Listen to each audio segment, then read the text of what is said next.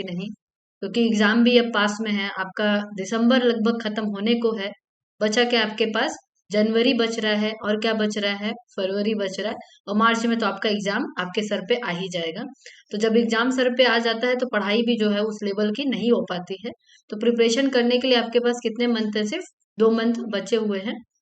तो आशा यही कर रही हूँ कि आप जोरों शोरों से लगे होंगे, ये उम्मीद करके कि हाँ आपको जो है किसमें नाम लेके आना है अभी आरआरबी के लिस्ट में। और ये जो D triple S B PHN का जो लिस्ट चल रहा है, लिस्ट आएगा, उसमें आपका एक नाम हो, उतने की उम्मीद करके आप क्लासेस ले रहे होंगे।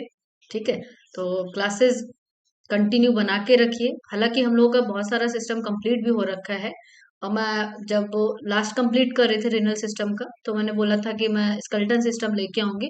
लेकिन कभी कभी अगर हमारी किस्मत खराब होती है तो जो ये मैं क्लासेस डालने जा रही हूँ मेल रिप्रोडक्टिव सिस्टम, उससे भी क्वेश्चन आ जाते हैं। तो जब मेल रिप्रोडक्टिव क्वेश्चन आते हैं तो इसमें क्वेश्चन का इतना तो क्वेश्चन नहीं होता है, लेकिन हम एक नंबर आसानी से गेन कर सकते हैं। तो क्लासेस का यही पैटर्न है एमसीक्यू सॉल्व करने का।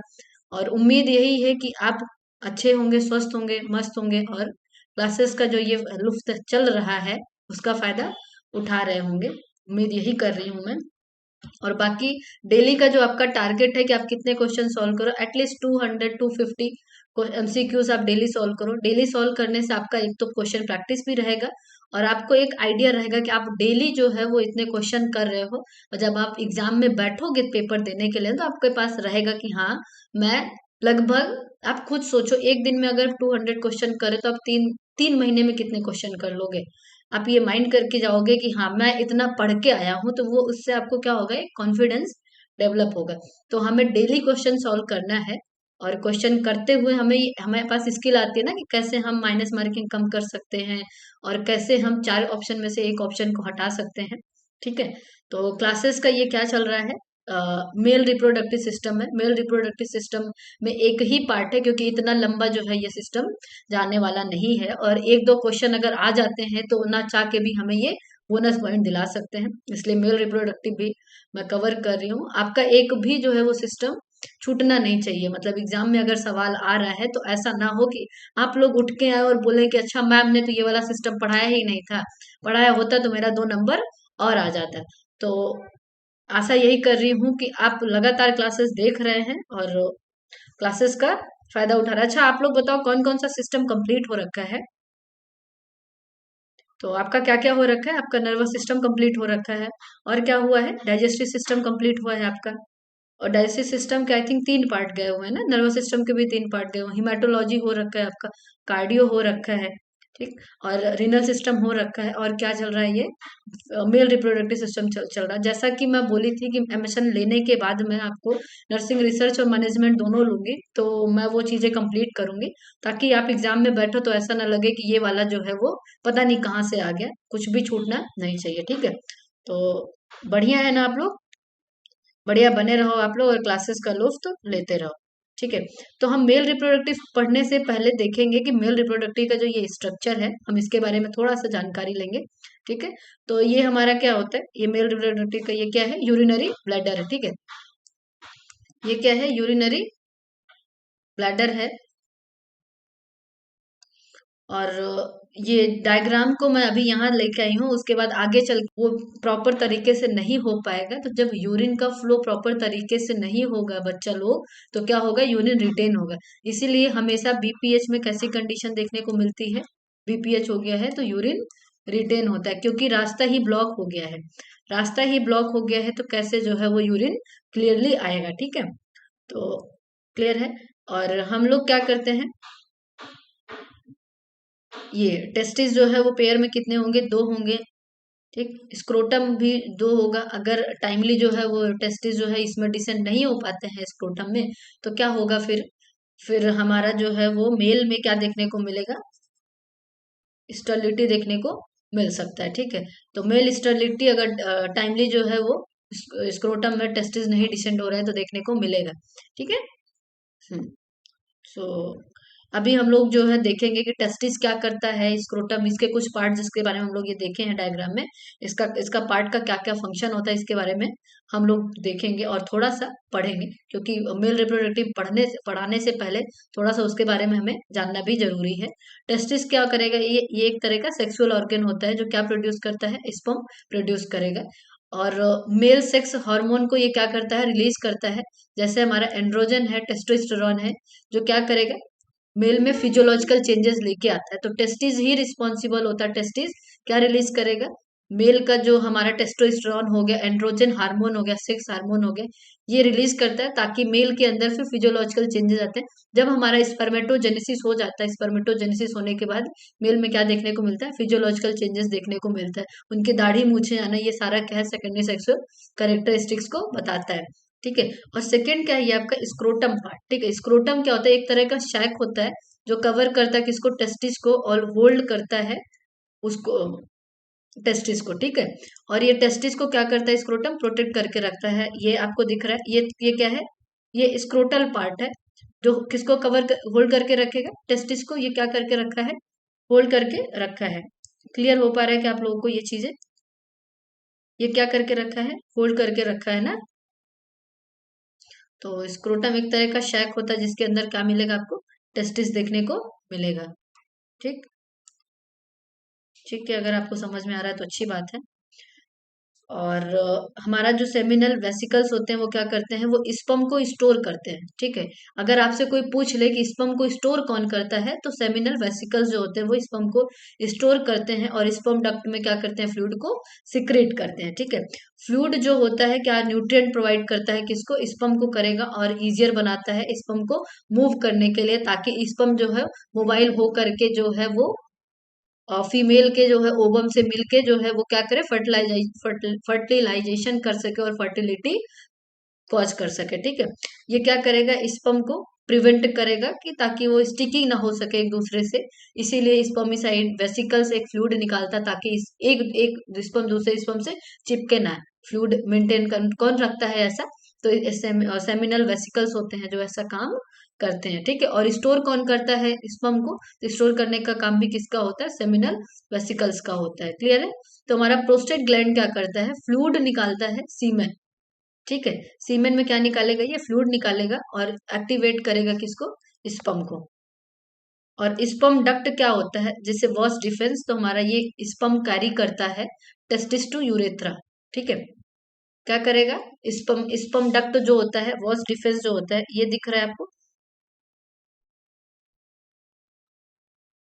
ये वॉस डिफेंस, ये क्या करेगा, ये स्पर्म कैरी करेगा और स्पर्म से कहाँ लेके जाएगा, ये यूरेथ्रा में लेके जाएगा, और यूरेथ्रा से होते हुए ये कहाँ जाएगा, पेनिस से होते हुए फिर कहाँ जाएगा, ये फर्टिलाइजेशन में फिर ये हेल्प करेगा। ठीक है।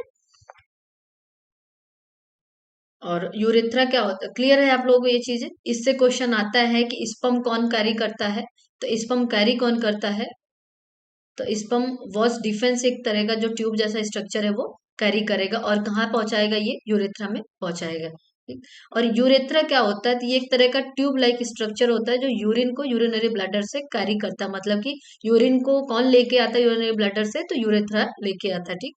और क्या करेगा, ये ऑल्सो कैरी क्या करता है, स्पर्म को कैरी करता है, कहाँ से, स्पर्म डक्ट से। और Seaman and urine through urethra क्या है, डिफरेंट टाइम पे ये पास करता है। कौन, यूरेथ्रा ही जो है सीमेन और यूरिन को एट डिफरेंट टाइम पे पास करता है। जब हमें यूरिन पास करना होता है तो ये यूरेथ्रा यूरिन पास करता है, और सीमेन पास कराना होता है तो ये यूरेथ्रा क्या करेगा, सीमेन पास कराएगा। ठीक है। और पेनिस क्या होता है, तो organ which is semen mixed with the sperm and fluid leave the body is dispersed in the female reproductive system. ठीक है। अच्छा, मेन रिप्रोडक्टिव ऑर्गेन के फंक्शन क्या होते हैं, तो ये आप लोगों को क्लियर हो रहा है क्या, इमेज नहीं क्लियर हो रहा है तो मैं पढ़ रही हूँ, है ना। हमारा सेमीफेरस ट्यूब्यूल्स जो होता है, मैन्युफैक्चरर होता है किसका, स्पर्म का। स्पर्म बनाता कौन है, तो सेमीफेरस ट्यूब्यूल बनाता है। एपिडिडमाइटिस क्या करता है, स्टोर करता है स्पर्म को इन अ विएबल बट इमोबाइल स्टेट में। मतलब कि अगर आपसे पूछ ले कि एपिडिडमाइस, ये आपका जो है एपिडिडमिस, ये क्या करेगा, तो ये स्टोर करेगा स्पर्म को कौन सा किस तरह के स्पर्म होगा? जो इमोबाइल होंगे उनको कौन स्टोर करेगा? इपिडिडमिस करेगा, ठीक है। और जो हमारा स्पर्म डक्ट होता है जिसको वास डिफरेंस बोलते हैं, कॉन्ट्रैक्शन के साथ ये क्या करेगा? स्पर्म को यूरेथ्रा में जो है ड्यूरिंग इजैकुलेशन कॉन्ट्रैक्शन के थ्रू स्पर्म यूरेथ्रा में पहुंचेगा, ठीक है। ये कौन पहुंचाएगा? जब ये हमारा स्पर्म डक्ट वॉस डिफरेंस जो है वो कॉन्ट्रैक्ट होगा, ठीक है। और सेमिनल वेसिकल जो होता है प्रोस्टेट ग्लैंड, ये फ्लूइड सिक्रेट करता है जो स्पर्म को एक्टिवेट करते हैं और उसको नरिश करके रखते हैं। यूरेथ्रा क्या करेगा? तो यूरेथ्रा आपका वही है, कॉन्ट्रैक्ट करेगा एक्सपल सीमेन को पेनिस से, ठीक है, इजेकुलेशन के टाइम पे। अच्छा, पेनिस तो आपको पता ही है कि स्पॉन्जी टिश्यू कंटेन करता है, when full of the blood cause erection and serve as the coagulatory organ, copulatory organ, ठीक है। तो बेसिक ये जो हमारा क्या है, एनाटॉमी फिजियोलॉजी है किसका? मेल रिप्रोडक्टिव सिस्टम का। इससे क्वेश्चन आते हैं कि किसी पेशेंट को एपिडिडमाइटिस हो जाए तो क्या देखने को मिलेगा, ठीक है। किसी पेशेंट को क्या हो जाए, यूरेथ्रल में ऑब्स्ट्रक्शन हो जाए, इसका यूरेथ्रल ओवर ग्रोथ हो जाए तो क्या देखने को मिलेगा? ऐसा क्वेश्चन आता है और कई बारी आया हुआ है, इसीलिए ये बताना पड़ रहा है, ठीक। अच्छा, ये हमारा जो है वो पैटर्न वही रहने वाला है एमसीक्यू सॉल्व करने का, ठीक। तो अच्छा, स्पर्मेटोजोआ में अब्सेंस ऑफ द स्पर्मेटोजोआ इस टर्म एज व्हाट? अगर आपका स्पर्मेटोजोआ ही ना हो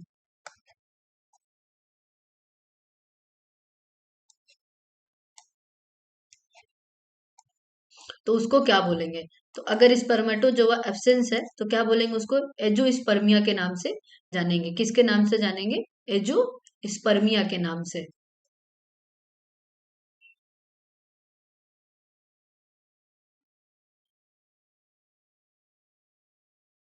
अच्छा, failure to form semen for ejaculation क्या बोलेंगे? ए स्पर्मिया।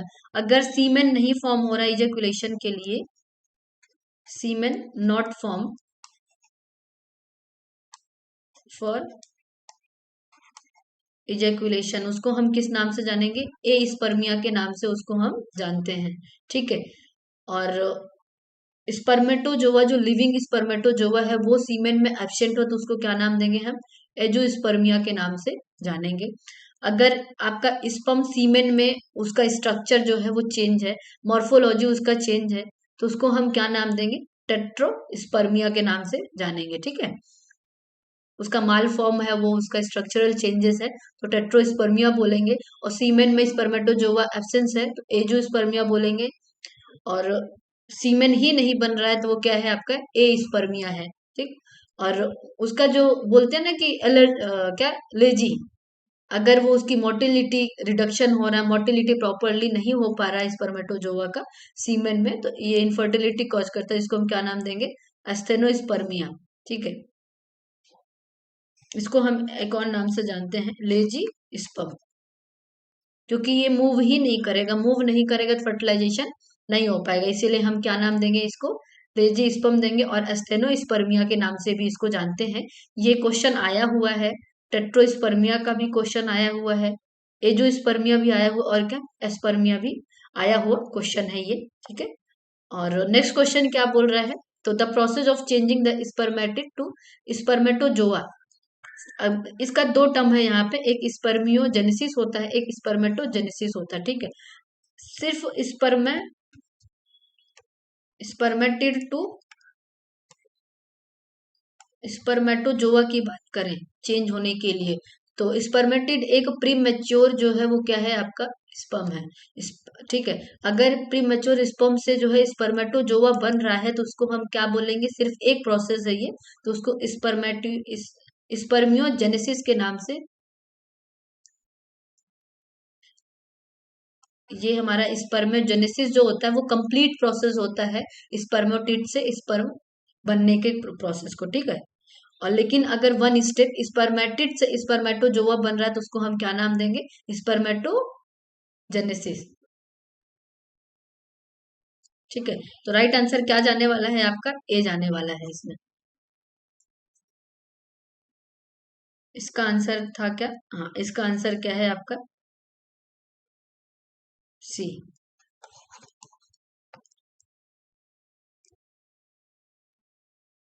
ये process of transformation only from the spermatid to functional spermatozoa called spermiogenesis. किस नाम से जानेंगे इसको हम? स्पर्मियोजेनेसिस के नाम से जानेंगे। और अगर जो है पूरा फंक्शनल जो है वो मेच्योर स्पर्म से स्पर्मेटोगोनिया बन रहा है, सेकेंड एन, तो उसको हम क्या बोलेंगे? स्पर्मेटोजेनेसिस। ठीक। अच्छा, ये नेक्स्ट क्वेश्चन क्या बोल रहा है? What is the minimum time required before testing semen analysis for spermatogenesis report after taking medication. तो कंप्लीट स्पर्मेटोजेनेसिस होने में कितना टाइम लगता है, इसको आप लोग लिख लीजिए। अच्छा, नोट्स बनाते हैं कि नहीं आप लोग? नोट्स जरूर बनाइए, क्योंकि एंड टाइम पे आप रिवीजन करने के लिए वीडियो नहीं खोलेंगे। आप अपने नोट से पढ़ते रहिए और जो है वो एग्जाम देके आराम से आइए, ठीक है? तो स्पर्मेटोजेनेसिस प्रोसेस कंप्लीट होने में हमें कितना डेज लगता है? तो हमारा अप्रोक्स जो जाता है वो हम बोलेंगे 90 डेज, ठीक है? और 62 to 90 डेज एक्सेप्टेबल होता है। तो राइट आंसर क्या जाने वाला है यहाँ पे? 90 डेज जानने वाला है स्पर्मेटोजेनेसिस के लिए। नेक्स्ट क्वेश्चन क्या बोल रहा है? Nurse is assign to care for a post of male patient है who has diabetes mellitus. During the assessment of interview patient report क्या कर रहा है? ही इज इम्पोर्टेंट है, he is important and say he is concerned about the effect of his marriage in planning this patient care. The most appropriate intervention would be what? Important मतलब failure of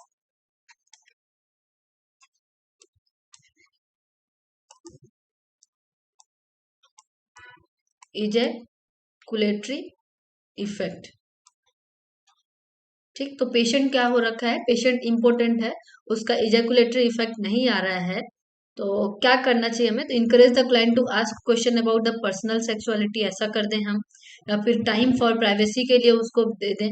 suggest कर दें refer to sex counsellor to other appropriate. अगर patient diabetes mellitus का है और साथ में वो ये रिपोर्ट कर रहा है कि नाउ ही इज इम्पोर्टेंट, ऐसा हो रहा है उसके साथ और प्रॉब्लम चल रहा है, तो हमें क्या करना है? हमें उसको सजेस्ट कर देना है कि भाई ये नॉर्मल चीजें तो नहीं है, आप एक काम करो, आप जाके मिलके आ जाओ, जो अप्रोप्रिएट प्रोफेशनल हो इस चीज के लिए, सेक्स काउंसलर, आप उनसे मिलके आ जाओ। हम यही उसको जो है ज्ञान दे देंगे और बोलेंगे कि आप एक बार उनसे मिलके आ जाओ, ठीक है? उनके स्पाउस को सपोर्ट देने की नीड नहीं है, क्योंकि हमारा जो केयर होता है वो क्लाइंट सेंटर होता है, ना कि जो है वो फैमिली सेंटर पे हम काम करेंगे, ठीक है? और ये उसको इनकरेज कर दें client to ask question about the personal sexuality. तो ऐसे तो वो पहले से ही एकदम परेशान है, ऐसा जो है अजीब अजीब सवाल कर करके आप पेशेंट को परेशान नहीं करें। ऐसा अगर हो रहा है तो आपका सिंपल सा वर्क क्या होगा कि आप पेशेंट को बोल दो कि अगर इम्पोर्टेंट है, ऐसा हो रहा है, तो आप एक काम करो, आप चले जाओ जो है डॉक्टर से मिल लो, क्योंकि प्रॉब्लम है इसमें, ये चीजें देखने को मिल रही है, ठीक है? अच्छा, according to WHO criteria, WHO जो है हमारे वर्ल्ड हेल्थ ऑर्गेनाइजेशन क्राइटेरिया के अकॉर्डिंग, एक नॉर्मल जो सीमेन होता है, नॉर्मल सीमेन में कितना मिलियन जो है वो स्पर्म पाया जाता है? तो नॉर्मल सीमेन में कितना? 15 मिलियन स्पर्म पाया जाता है। ये आया हुआ क्वेश्चन है और आ सकता है, तो क्वेश्चन को हल्के में ना लें, ठीक? क्योंकि हल्का क्वेश्चन भी आपको एक नंबर दिला के जाएगा, ठीक है? अच्छा, sex chromosome also called as what? अच्छा, जो ये हमारा सेक्स क्रोमोसोम होता है उसको हम किस नाम से जानते हैं? तो उसको हम एलोसोम के नाम से जानते हैं। और रिमेनिंग जो क्रोमोसोम होता है उसे हम किस नाम से जानेंगे? ऑटोसोम के नाम से जानेंगे। तो जो ये हमारा सेक्स क्रोमोसोम होता है, सेक्स क्रोमोसोम मतलब कि आपको 22 पेयर क्रोमोसोम तो सेम होगा, लेकिन जो लास्ट वाला क्रोमोसोम होगा जिसको हम एलोसोम के नाम से जानते हैं, वो ये क्लियर करेगा कि आने वाला जो फिट बच्चा है वो मेल होगा या फीमेल होगा। अगर मेल तो ऐसे होते हैं ना, अगर बात करें मेल की तो X and Y होता है, और फीमेल कैसी होंगी? X and X। तो ये कहा जाता है कि जो पापा होते हैं उनके जो है वो क्रोमोसोम से पापा के क्रोमोसोम से ये डिसाइड होता है, पापा के, कि लड़का मेल होगा कि फीमेल होगा, ठीक है? तो इस जो है लास्ट वाले क्रोमोसोम को हम किस नाम से जानते हैं? जिसको हम सेक्स क्रोमोसोम बोलते हैं, उसको हम एलोसोम के नाम से जानते हैं। बाकी जो रिमेनिंग 22 पेयर ऑफ क्रोमोसोम है उसको हम ऑटोसोम के नाम से जानेंगे, ठीक है? क्लियर है? क्लियर है तो अच्छा है। और क्लासेस अच्छी लगे तो क्लासेस अपने दोस्तों तक शेयर करें, क्योंकि ये सीरीज का फायदा सबको मिलना चाहिए। और ये क्या है, जिनको रिक्वायरमेंट है उन तक तो क्लासेस पहुंचनी ही चाहिए। तो क्लासेस आप शेयर करिए अपने दोस्तों तक। राइट आंसर इसका क्या जाने वाला है? ए जाने वाला है। और ऑटोसोम जो होता है, रिमेनिंग 22 पेयर जो होता है वो ऑटोसोम होता है। ठीक। तो डिसाइड कौन करता है कि बेबी का जो सेक्स है, सेक्स डिटर्मिनेशन कौन सा क्रोमोसोम करेगा? तो पापा जो है, पापा का जो क्रोमोसोम है एक्स एंड वाई, वो बताएगा। अगर मम्मी अपना एक्स क्रोमोसोम दे रही हैं, पापा अपना एक्स क्रोमोसोम दे रहे हैं, तो आने वाला जो बाबू होने वाला है वो कैसा होगा? फीमेल होगा। ठीक है। और अगर अगर पापा अपना वाई क्रोमोसोम दे रहे हैं, ठीक, और मम्मी अपना एक्स क्रोमोसोम दे रही हैं, तो आने वाला बाबू कैसा होगा? मेल होगा। ठीक है। कैसा होगा? मेल होगा। तो ऐसा अभी तक पहले ये होता था, अभी तो बहुत ज्यादा अवेयरनेस हो गई है कि क्या होता था कि अगर ऐसा कहाँ पे हो रहा है, रूरल एरिया में होता था कि उनको क्या चाहिए होता था? मेल बेबी चाहिए होता था। और गलती से अगर फीमेल बेबी जन्म ले लेती है तो सारा दोष किस पे होता था? मम्मी पे किया जाता था। तो ऐसा कुछ नहीं है, ऐसा नहीं होता है, क्योंकि रिस्पॉन्सिबल कौन होगा ये करने के लिए? तो मेल का क्रोमोसोम होता है वो सेक्स डिटर्मिनेशन में हेल्प करता है। ठीक है। तो और एक और चीज पता है आप लोगों को कि ये जो क्रोमोसोम है ना, एक्स एंड वाई क्रोमोसोम, तो एक्स क्रोमोसोम के कंपैरिजन में वाई क्रोमोसोम ज्यादा जो होता है वो एक्टिव होता है। ठीक है। तो लड़का होने का चांस ज्यादा होता है एज कंपैरिजन टू लड़की। ठीक। तो राइट आंसर इसका क्या जाने वाला है? राइट आंसर इसका ए जाने वाला है। ठीक। सो अच्छा, ऑटोसोम कैसे हम डिफाइन करेंगे? तो ऑटोसोम जो क्रोमोसोम है उसको डिफाइन करने के लिए क्या है, तो पढ़ लेते हैं हम लोग। All the DNA contain an individual, ये है क्या? या chromosome that is not a sex chromosome, इसको बोल दें। A chromosome that is the sex chromosome, तो chromosome that is not a sex chromosome वो क्या कहलाएगा? आपका ऑटोसोम कहलाएगा। Chromosome that is a sex chromosome वो क्या कहलाएगा? Allo allosome. ठीक है। तो इसका तो आंसर क्या जाने वाला है? एलोसोम। अच्छा हाँ, एग्जामिनर ऐसे ही घुमाता है क्वेश्चन। तो एग्जाम में बैठने के बाद हमें ये नहीं देखना है कि भाई हम तो पढ़ लिए हैं, हमको आता है।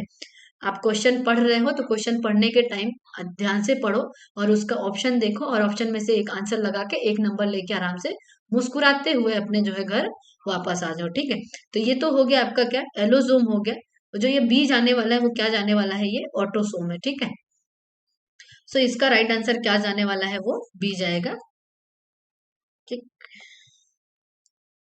अच्छा, ये चीज बेसिक हेरिडिटरी इंफॉर्मेशन कौन कैरी करता है? तो basic hereditary information DNA carry करता है। ठीक। कौन सा जो है, विच of the following is not a true about testis? तो टेस्टिस के बारे में कौन सा ज्ञान जो है वो गलत है, उसको हम लोग देख लेते हैं। टेस्टिस क्या स्पर्मेटोजोआ प्रोड्यूस करता है? तो देखते हैं ये पूछ क्या रहा है कि कौन सी बात वो सही नहीं कह रहा है। The testes are internal genital organ, तो मुझे तो लग रहा है ये दोनों चीजें वो सही बोल रहा है। बाकी देख लेते हैं, आप लोग भी पढ़ रहे हो, इसका आंसर करना। इसका आंसर क्या जाने वाला है? The testis have a important function of the formation and liberation of ओवा। Testosterone hormone responsible for the sexual characteristic. तो राइट आंसर क्या जाने वाला है भाई साहब? ये करके दिखाओ भाई, ये करके दिखाओ।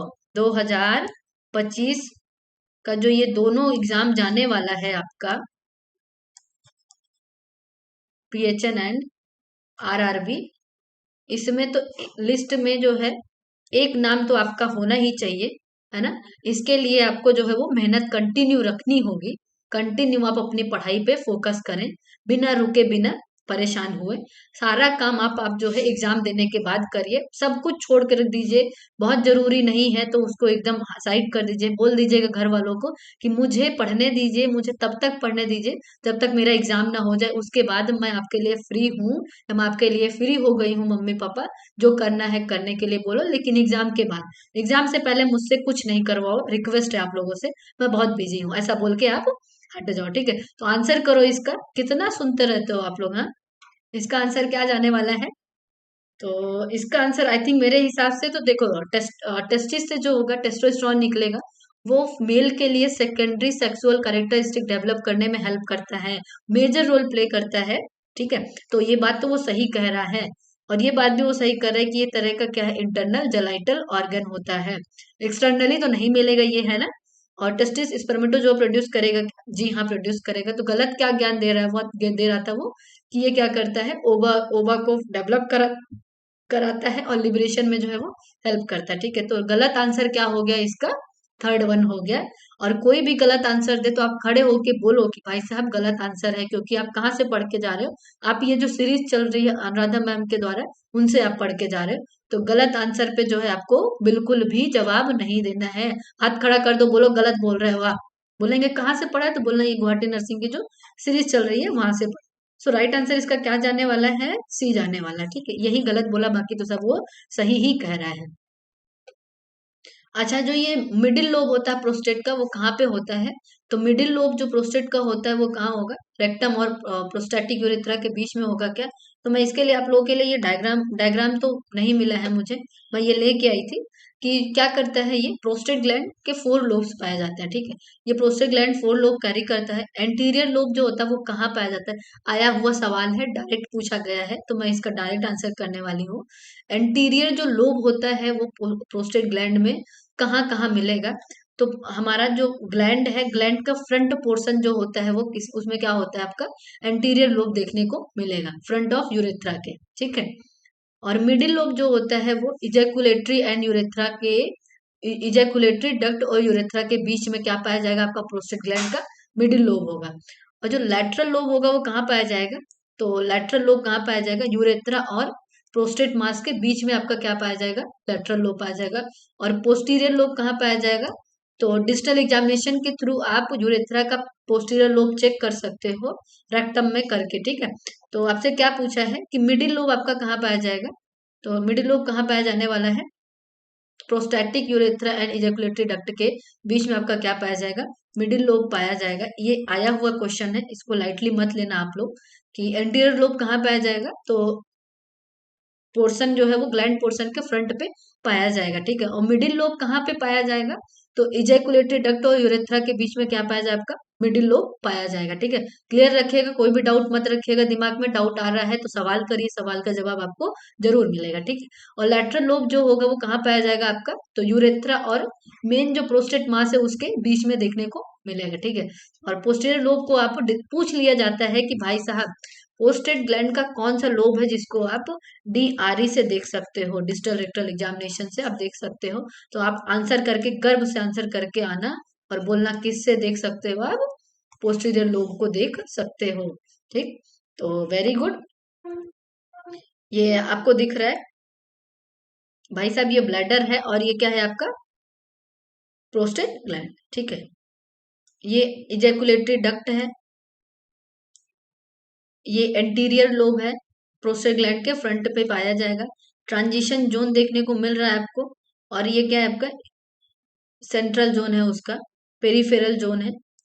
सो समझ में आ रहा होगा आप लोगों को। तो part of the sperm involve in penetrating the egg membrane, तो कौन सा पार्ट है जो इन्वॉल्व होता है कि जो हमारा ओवम ओवम है, ओवम को पेनिट्रेट करने के लिए कौन रिस्पॉन्सिबल होगा, तो क्या उसका टेल होता है या एक्रोसोम होता है कि एलोसोम होगा कि ऑटोसोम, तो भाई साहब एलोसोम ऑटोसोम को तो अभी आप कट कर दो। टेल जो है ऐसा काम नहीं करेगा, कौन करेगा, पूछ नहीं करती है, कौन करेगा, तो एक्रोसोम जो होता है वो रिस्पॉन्सिबल होता है ओवम के मेम्ब्रेन को पेनिट्रेट करने के लिए। तो यहाँ पे आपका राइट आंसर क्या जाने वाला है बच्चों लोग, बी जाने वाला है। ठीक है, सो स्पर्म का भी हम लोग देखेंगे कि स्पर्म जो होता है वो दिखता कैसे है, उसकी एनाटॉमी क्या क्या है, और कौन सा पार्ट जो होता है वो रिस्पॉन्सिबल होगा स्पर्म को हमारा जो है एग मेम्ब्रेन मतलब कि ओवम को पेनिट्रेट करने के लिए। तो ये आप लोग देख पा रहे हैं, ये मिड पीस होता है, ये मिड पीस क्या करता है, इसमें माइटोकॉन्ड्रिया कैरी करता है। सेकंड नंबर में पाया जाता है, सबसे ज्यादा माइटोकॉन्ड्रिया कहाँ पाया जाता है, तो एक तो हमारे सेल्स के बाद हमारा जो ये स्पर्म सेल है उसमें सेकंड नंबर में पूरे ह्यूमन बॉडी में माइटोकॉन्ड्रिया देखने को मिलता है। ठीक है, ये जो है एनर्जी प्रोवाइड करेगा। ये बीच वाला पार्ट आपका न्यूक्लियस होगा, हेड, ये हेड में ही एक्रोसोम पाया जाएगा, और वो जो है वो क्या करेंगे, रिस्पॉन्सिबल होगा उसके लिए, पेनिट्रेशन के लिए। ये हेड पार्ट है आपका, मिड पीस है, और ये पोर्शन पूरा क्या जा रहा है आपका, ये वाला, तो ये क्या है, टेल है। टेल जो है पेनिट्रेशन करने में हेल्प नहीं करने वाला। ठीक है, एक्रोसोम स्पेशलाइज्ड लाइसोसोम होता है जो कि स्पर्म के हेड स्पर्म सेल में पाया जाता है। ठीक है, ये जो हेड का जो स्पर्म सेल है उसमें क्या पाया जाएगा, एक्रोसोम पाया जाएगा। ठीक, एक्रोसोम क्या कंटेन करता है, हाइलोनिडेज एंड प्रोटीएज एंजाइम कैरी करता है, जो क्या करेगा, स्पर्म सेल को पेनिट्रेट करता है, टू पेनिट्रेट इनटू ओवा। ठीक है, इसमें क्या कैरी करता है, ये तो दो खतरनाक चीजें कैरी करता है। एक तो आपका क्या, प्रोटीएज एंजाइम कैरी करेगा, प्लस में एक और चीज क्या कैरी करेगा, हाइलोरोनाइडेज कैरी करेगा। ये दोनों क्या करेंगे, इनके अंदर इतनी कैपेबिलिटी होती है कि ये क्या करें, ओवम जो सेल है उसके जो मेम्ब्रेन को ये क्या करें, उसको पेनिट्रेट करके उसके अंदर ये जा सके। ठीक, अच्छा ये चलो बात करते हैं कि अब भाई अभी क्या हो गया, ओवम में जो है वो स्पर्म इंटर कर गया है, तो अब आगे क्या होगा उसके बारे में हम लोग देखेंगे। तो after sperm has inter ovum, entry of other sperm prevented by what.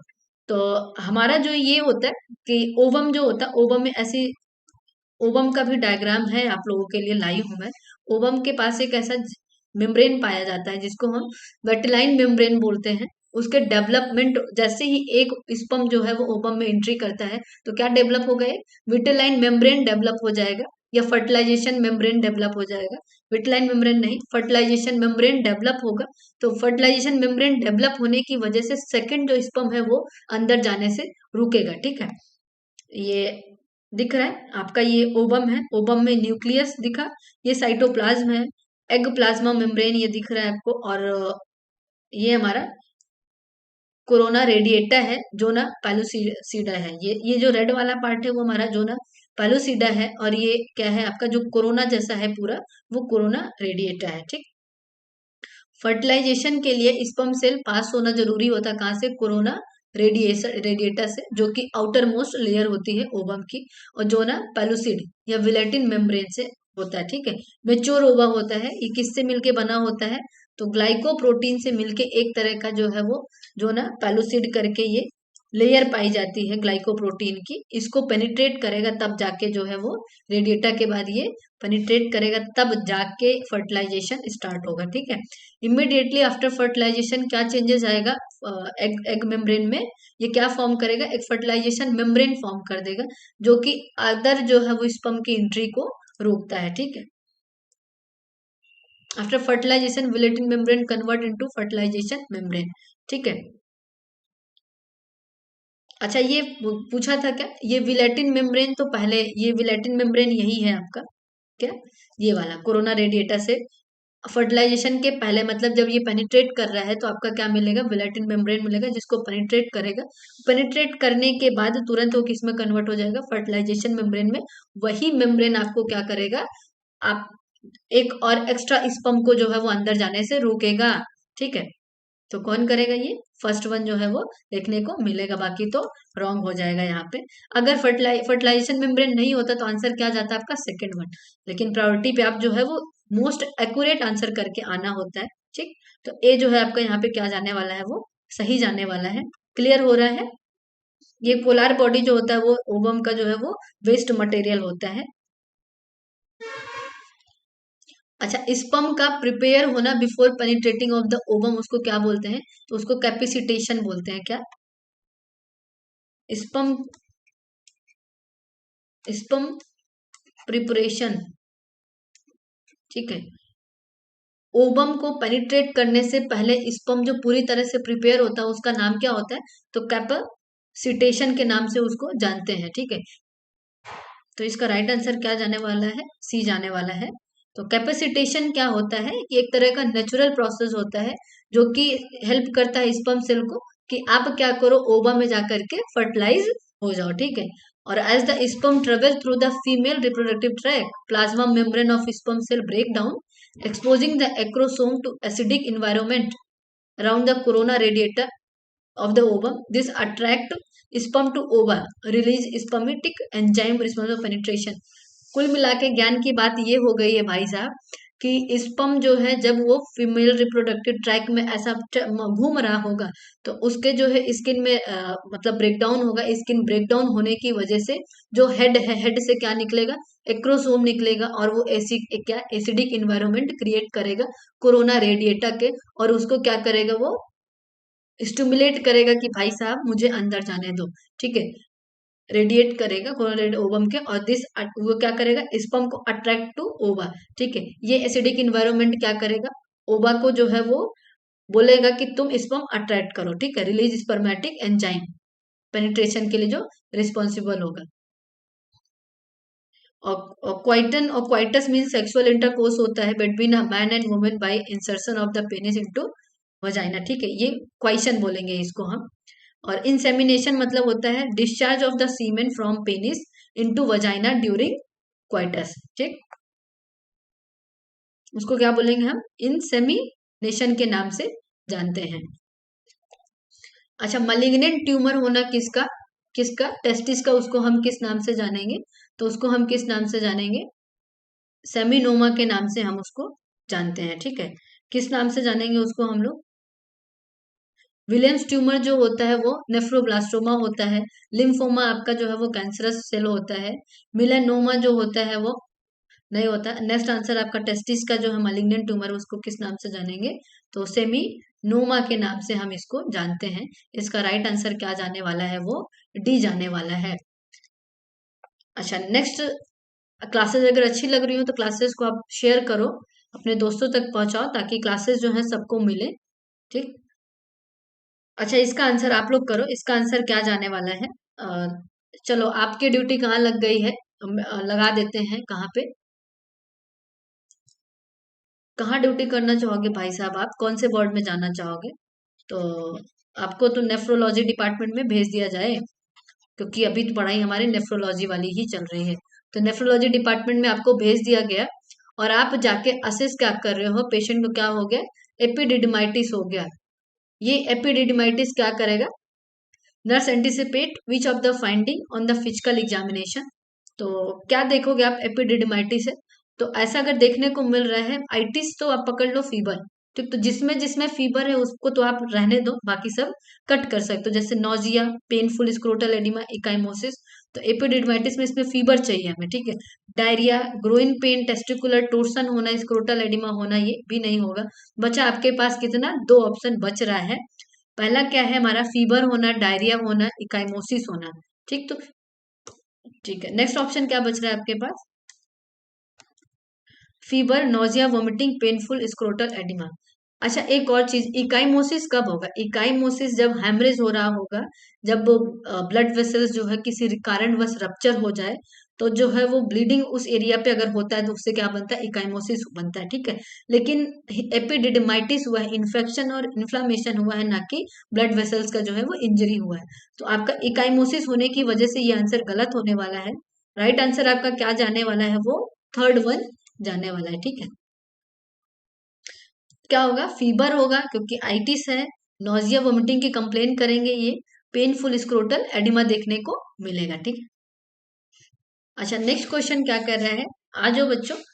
कितने साल का ये मेल है, तो 72 ईयर का ये मेल है patient, in emergency department because he has been unable to void for the past 12 hours.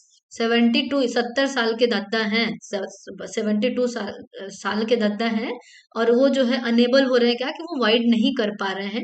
Best method क्या है, nurse to use when assessing the bladder distension male client. कैसे आप उसको जो है वो चेक करोगे।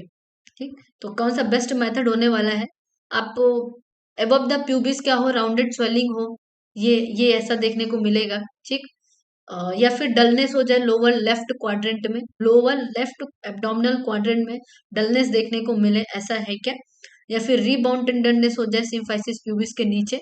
तो बात ये सही कह रहा है। ठीक, यूरिन डिस्चार्ज यूरेथ्रल मेटस से आप ऐसे आइडेंटिफाई कर लो कि हाँ भाई साहब इनको अवॉइड करने में नहीं कर पा रहे हैं, इसलिए। तो टेंडरनेस देखने को मिलेगा कहाँ पे, बिलो सिम्फाइसिस प्यूबिस। ठीक है, rounded swelling above the pubis ऐसा देखने को मिले, तो या फिर टेंडरनेस देखने को मिले, तो ये भी नहीं होने वाला है। क्या होगा, प्यूबिस का जो है एवब जो है वो राउंडेड स्वेलिंग देखने को मिलेगा क्योंकि ब्लैडर फुल है, ठीक है। सो इसका राइट आंसर क्या जाने वाला है, वो ए जाने वाला है, क्योंकि इसका ब्लैडर पूरी तरह से फुल हो रखा है तो ऐसा राउंडेड देखने को मिलेगा, ठीक। सो नेक्स्ट क्वेश्चन क्या बोल रहा है वो, during a urinary bladder catheterisation, client का आप कर रहे हो catheterisation, nurse ensure that the bladder is empty, gradually empty होना चाहिए। Best rational for the nurse action is that completely empty and over distended bladder at one time is cause. अच्छा, एक तो ब्लैडर इसका क्या हो रखा है, ओवर डिस्टेंड हो रखा है, ठीक है। अगर ब्लैडर ओवर डिस्टेंड हो रखा है तो ब्लैडर की तो जनरली कैपेसिटी कितनी होती है, 500 ml से लेकर के 6, मतलब आधा लीटर से ज्यादा पानी वो कैरी कर सकता है। लेकिन अगर वो उसको ओवर डिस्टेंड कर दो आप तो 1000 ml पानी आ सकता है, मतलब 1 लीटर। सडनली अगर आप क्या पेशेंट के बॉडी से 1000 लीटर पानी निकाल दो तो पेशेंट किस में जा सकता है, वो शॉक में जा सकता है। तो हमें क्या करना है, उसको ग्रेजुअली जो है वो खाली करवाना है ताकि बॉडी वो जो उस चीज को जो है वो एक्सेप्ट कर सके, ठीक है। तो ग्रेजुअली इम्पटी करने का एक ही रेशनल है कि पॉसिबल शॉक से उसको बचाया जा सके, इसीलिए जो है हम वो क्या करेंगे, उसको ग्रेजुअली जो है वो इम्पटी कराएंगे, रीनल फेल होना हो जाए इसकी वजह से। तो ब्लैडर यूरिनरी ब्लैडर डिस्टेंशन और उसकी वजह से रीनल फेल होने का डायरेक्ट कोई कॉज अभी तक तो मिला नहीं है। एब्डोमिनल क्रैम्प हो सकता है। तो भाई साहब सबसे ज्यादा इंपॉर्टेंट क्या है कि सडन अगर आप खाली कर दोगे तो पेशेंट शॉक में चला जाएगा, हाइपोवोलीमिया हो सकता है इस वजह से। ऐसा हमें कोई काम नहीं करना है, ठीक। सो राइट आंसर क्या है इस पे, थर्ड वन है। प्राइमरी रीजन क्या है, primary reason for lubricating the urinary catheter generally before inserting it into a male client. In this technique help क्या करेगा, अच्छा मेल क्लाइंट में हम लुब्रिकेट क्यों करते हैं जब हम कैथेटर इंसर्ट कर रहे होते हैं, ताकि वो spasm at the orifice of the bladder, ठीक, स्पाज्म कॉज जो है रिड्यूस कर सके, या फिर friction along the urethra the catheter is being insert, या number of organism gain entrance the bladder, formation of the incrustation that may occur in the end of catheter. तो हम lubricate इसीलिए करते हैं कि friction along the urethra when the catheter is being inserted, ये बात सही है, क्योंकि ऑरिफिस में स्पाज्म हो जाए इस वजह से हम लुब्रिकेट नहीं करेंगे, वेन होने से बचाते हैं। और ये एक तरह का क्या होता है, स्टेराइल हमें क्या यूज करना होता है, टेक्निक यूज करना होता है, और ऑर्गेनिज्म एंटर करने से हमें प्रिवेंट करना होगा। सो राइट आंसर क्या जाने वाला है, ताकि इजिली जो है वो हमारा जो है वो कैथेटर जो है वो जा सके यूरेथ्रल और ओपनिंग के थ्रू, ठीक है। इसलिए हम क्या करेंगे, लुब्रिकेट करेंगे उस चीज को, कैथेटर को, ठीक। नेक्स्ट क्वेश्चन क्या बोल रहा है आपका, primary reason for taping and indwelling catheter laterally to the thigh of male client. अच्छा, मेल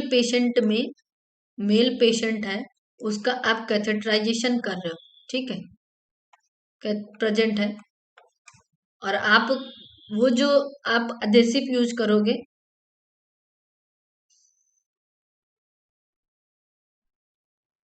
टेपिंग जो करोगे वो कहाँ पे करोगे, तो टेपिंग कहाँ पे करने वाले हो आप, लेटरल साइड करना होता है हमें। लेटरल साइड करने का एक रीजन है ताकि पेनो स्क्रोटल एंगल का जो है वो हम प्रेशर बचा सकें, ठीक है, इसलिए हम जो है वो लेटरल साइड करते हैं।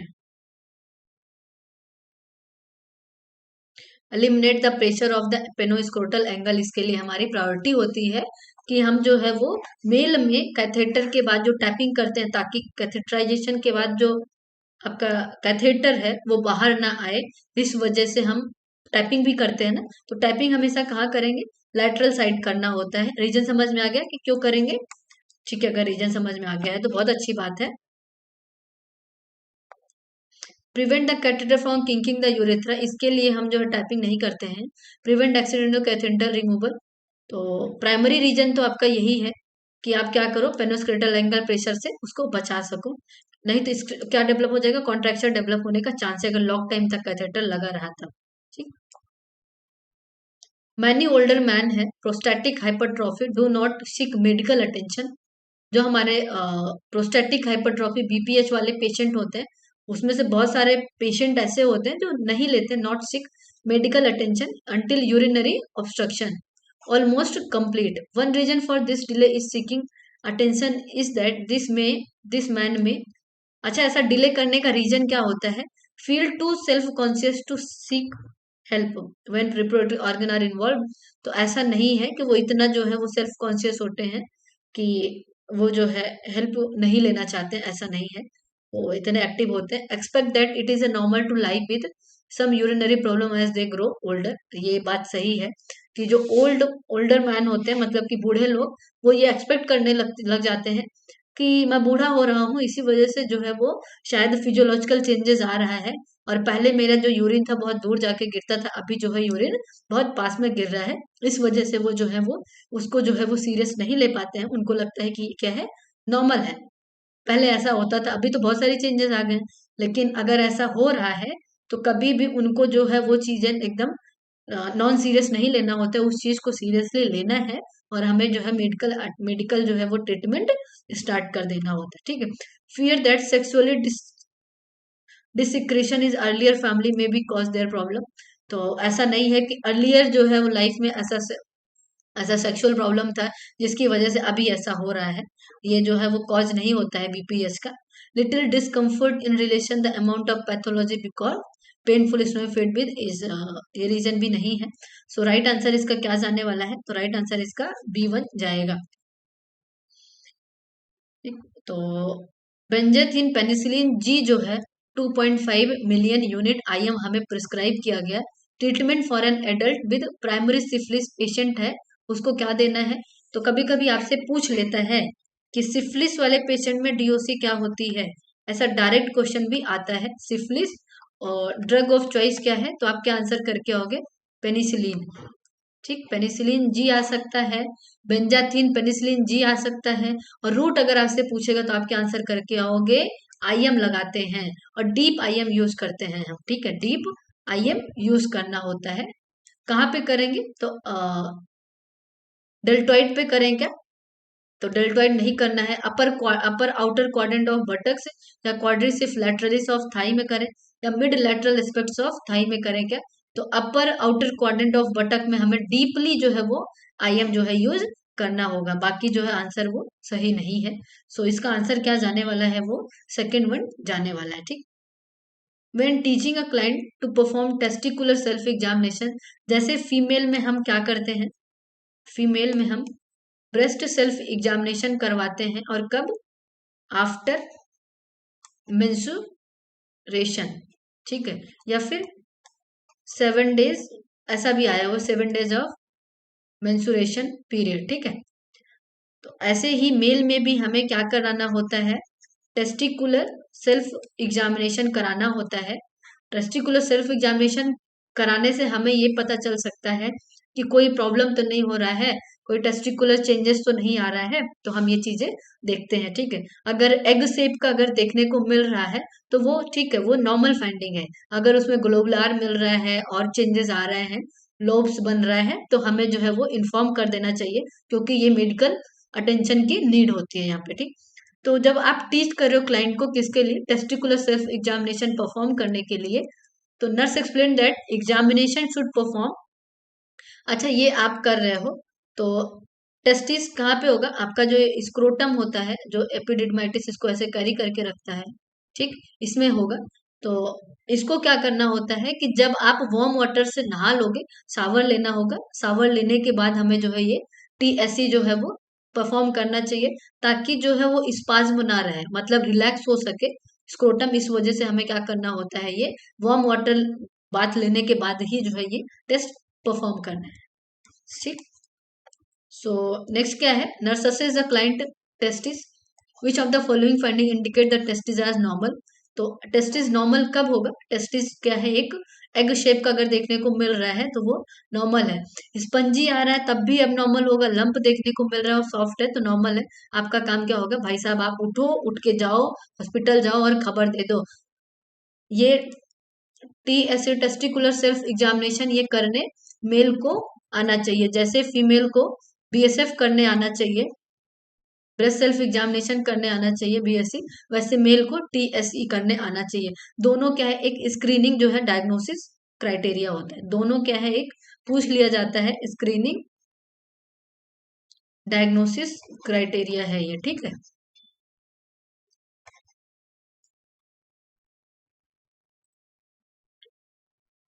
A client is testicular nodule that is highly suspicious for testicular cancer. The laboratory test support this diagnosis. तो अगर डिक्रीज अल्फा फिटोप्रोटीन है क्या, या फिर डिक्रीज द बीटा एससीजी, तब ऐसा हो सकता है कि उसको टेस्टिकुलर कैंसर हो जाए।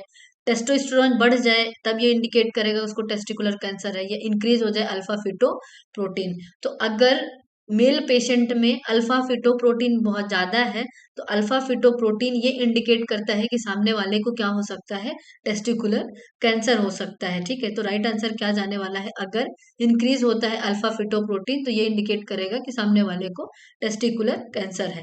ठीक, तो राइट आंसर क्या जाएगा, वो 4 जाने वाला है। Although the cause of testicular cancer is unknown है, it is associated with the history of what. अगर देखो टेस्टिकुलर कैंसर का तो इवन कोई भी कैंसर है उसका कॉज जो है वो अननोन ही है कि होता क्यों है। कुछ रिस्क फैक्टर हर एक कैंसर के आपको मिल जाएंगे, वैसे ही टेस्टिकुलर कैंसर का भी एक रिस्क फैक्टर होता है। अगर टाइमली टाइमली टेस्टिस जो है वो स्क्रोटम में डिसेंड नहीं हो रही है, ठीक, टेस्टिस जो है वो स्क्रोटम में टाइमली डिसेंड नहीं होगा, तो क्या देखने को मिलेगा, वो रिस्क कॉज कर सकता है क्या, कि उसको क्या हो जाए, उसको क्या होगा, टेस्टिकुलर कैंसर हो सकता है। ठीक, सो अनडिसेंट टेस्टिस एक तरह का रिस्क फैक्टर होता है टेस्टिकुलर कैंसर कॉज करने का। ठीक, अच्छा क्लाइंट है, क्लाइंट क्या हो रखा है, इंपॉर्टेंस की कंप्लेन कर रहा है वो। इंपॉर्टेंस मैं अभी बताई थी, इंपॉर्टेंस क्या होता है, nurse examine the client medical regiment and aware that contributing the factor. तो इंपॉर्टेंस कॉज करने में कौन जो है वो रिस्पॉन्सिबल होता है, तो अगर भाई साहब कोई भी पेशेंट अगर क्या ले रहा है आपका एंटी हाइपरटेंसिव मेडिसिन ले रहा है, तो ये क्या लीड करेगा, ये आपका क्या लीड करेगा, इंपॉर्टेंस कॉज कर सकता है। तो केयरफुली जो है वो हमें एंटी हाइपरटेंसिव मेडिसिन लेना होता है। दवा खाना चाहिए दवा, लेकिन चने की तरह नहीं खाना चाहिए, क्योंकि दवाओं से जो है वो साइड इफेक्ट भी होते हैं। और अगर आप कोई सी भी मेडिसिन ले रहे हो, अगर आपको कोई भी अपने बॉडी में कोई भी चेंजेस दिख रहा है, तो अगर आपको नहीं खबर है तो आप तुरंत जाके कंसल्ट करें और जो है अपना, अगर प्रॉब्लम हो रहा है तो उस चीज पे काम करें। ठीक है, तो मेल रिप्रोडक्टिव सिस्टम का जो है वो यहीं तक क्लासेस है, इसका ज्यादा तो क्वेश्चन नहीं है, लेकिन जो क्वेश्चन है इसमें से ही क्वेश्चन आ सकता है। और एक और चीज, आपका मेल रिप्रोडक्टिव सिस्टम कंप्लीट हो गया है। नेक्स्ट मैं क्या लेने वाली हूँ वो आप लोगों को पता ही है कि स्केलेटन सिस्टम लूंगी।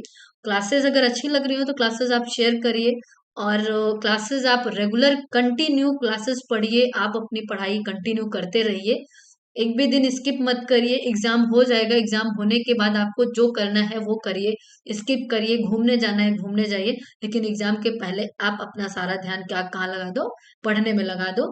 क्योंकि एक बारी अगर रिजल्ट लिस्ट में नाम आ जाता है, उसके बाद तो आप फ्री ही हो, घूमना है घूमो, खाना है खाओ, जो करना है वो करो, लेकिन पेशेंस रखो और पेशेंस के साथ आप पढ़ाई करो। ठीक है, थैंक यू सो मच।